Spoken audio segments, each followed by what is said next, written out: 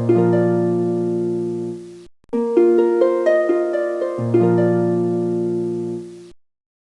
అండి, welcome back to Lavanya's kitchen. ఈరోజు మనం గోంగూర రోటి పచ్చడి ఎలా తయారు చేయాలో చూద్దాం. దానికి ముందుగా 2 కట్టల గోంగూరని శుభ్రంగా కడిగి పెట్టుకున్నాను. ఇవి కారం ఉన్నాయండి, పచ్చిమిర్చి, అందుకే నేను ఇన్ని తీసుకున్నాను. మీరు మీ టేస్ట్ తగ్గట్టు తీసుకోండి. కొంచెం చింతపండు, కొన్ని వెల్లుల్లి రెబ్బలు, కొంచెం సాల్ట్, ఇవన్నీ మనం రోట్లో దంచుకుందాము.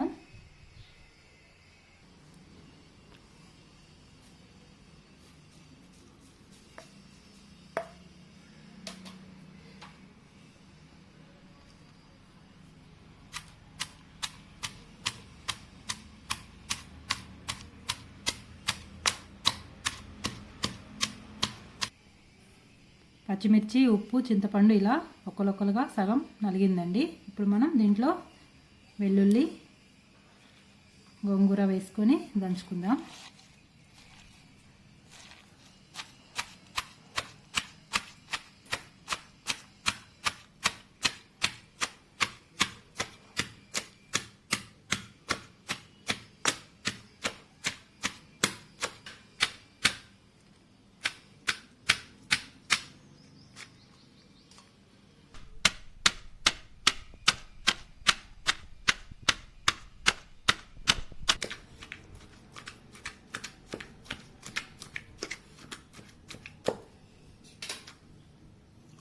ఇలా మనకి రావాలండి, మరీ మెత్తగా గుజ్జులా కాకుండా ఇట్లా ఒక్కలొక్కలుగా ముక్కలు ముక్కలుగా ఉండాలి. ఇది చాలా బాగుంటుంది. ఇప్పుడు దీన్ని మనం గిన్నెలోకి తీసుకుందాం. ఇది మా అమ్మగారు నేర్పించారండి వంట. ఇది చాలా అంటే చాలా బాగుంటుంది, పుల్ల పుల్లగా చాలా బాగుంటుంది.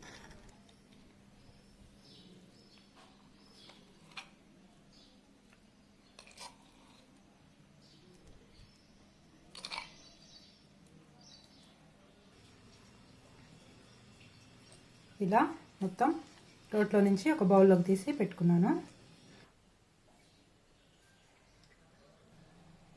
ఇప్పుడు మనం ఇది పోపు పెట్టుకుందామండి. ఒక బౌల్ తీసుకొని కొంచెం ఆయిల్ వేసుకుందాం. దీనికి కొంచెం ఎక్కువనే ఆయిల్ పడుతుంది. ఒక 5-6 స్పూన్ల ఆయిల్ వేసాను, 6 స్పూన్లు. నూనె కాగింది. ఇప్పుడు పచ్చిపప్పు, మినప్పప్పు, ఆవాలు, జీలకర్ర వేసేసుకుందాం. ఒక ఎండుమిర్చి,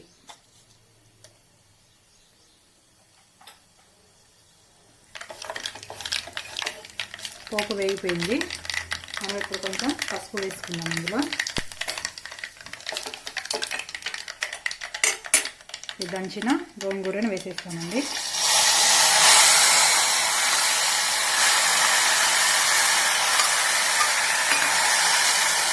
ఇది ఆయిల్లో బాగా ఉడకనివ్వాలి.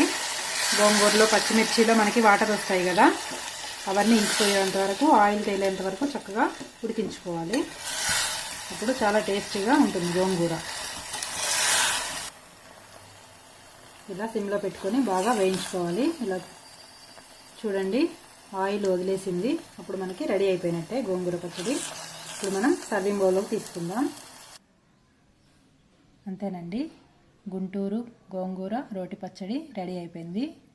ఇది గుంటూరులో చాలా ఫేమస్, చాలా బాగుంటుంది. ఇది వేడివేడి అన్నంలో నెయ్యి వేసుకొని తింటే చాలా సూపర్గా ఉంటుందండి. తప్పకుండా ట్రై చేసి చూడండి. ఈ వంట కనుక మీకు నచ్చినట్టయితే లైక్ చేయండి, సబ్స్క్రైబ్ చేయండి. Thank you.